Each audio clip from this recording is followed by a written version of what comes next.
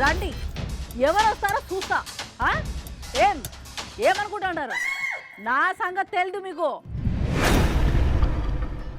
దో సీమ సిన్నమ్మంటే ఈ సీమలోనే హడల్. ఎవడన్నా గడప దాటి లోపలికి వచ్చినాడంటే నా చేతిలో వాడికి మూడినట్టే.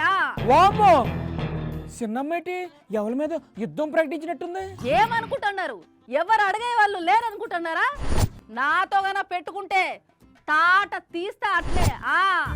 ఆ మెడక పిసికేస్తా అట్టే. ఇదిగో చిన్నమ్మ, వచ్చుంటావా? దా నీకోసమే చూస్తాండా.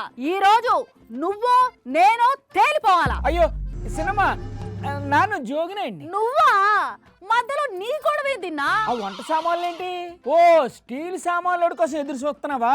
స్టీల్ సామాన్ల వాడి కోసం కాదునా, ఓటర్ల జాబితా పట్టుకొని వచ్చే వాళ్ళ కోసం చూస్తాడా. ఎందుకు? వాళ్ళు గాన నా ఓటు తీసేసినారంటే ఈ బోకులతో నెత్తి పగలకూడదామని కాసుకొని కూర్చుండే. ఈ ఓటు తీసేయడం ఏంటి? నువ్వు వాళ్ళు నెత్తి పగలగొట్టవే. ఓటర్ల జాబితాలో మన పేర్లు తీసేస్తున్నారంట కదా, అందుకే నా జాగ్రత్తలో నేనున్నా. ఎవరు చెప్పారు నీకు? ఎవరు చెప్పడం ఏందిన్నా, మా మమతక్క చెప్పింది.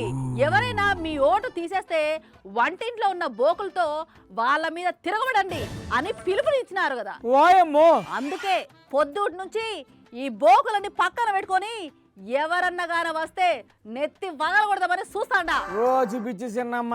పిచ్చి లచ్చి అంటే గనా ఊరుకునేది లేదు. ఇక్కడ చూసినావు కదా ఏముండాయో. అది కాదు చిన్నమ్మ, మమతా బెనర్జీ పశ్చిమ బెంగాల్లో సీఎం తెలుసు కదా.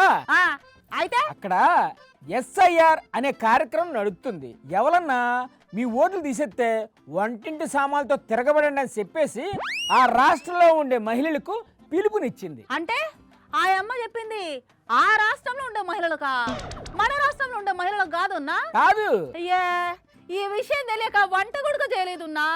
ఈ బోకులన్నీ ముందటేసుకొని కూర్చున్నా, ఎవరన్నా కానొస్తే నెత్తి వలగొడదామని. అయ్యో, వంట కూడా చేయలేదా? మరి మీ బావ ఏం తిన్నాడు? బయట నుంచి పార్సల్ తెచ్చుకున్నాడు, నాకు కూడా తెచ్చినాడులే. అది సరే గాని ఇంతకీ నీ ఓటు ఉందా లేదా? ఉందిన్నా, ఇందాకే చెక్ చేసుకున్నా. సరిపోయింది. తొందరపడి ఒక కోయిల ముందే కూసినట్లు అక్కడెక్కడో పిలుపునిస్తే తగుదునమ్మా అంటూ ఇక నువ్వు రెడీ అయిపోయి యుద్ధానికి. మా తల్లే ఎల్లు వంట చెయ్యి. బో చెప్పినావులే, మాకు తెలుదా వంట చేసుకునేది లేంది. పోను ఇంకా.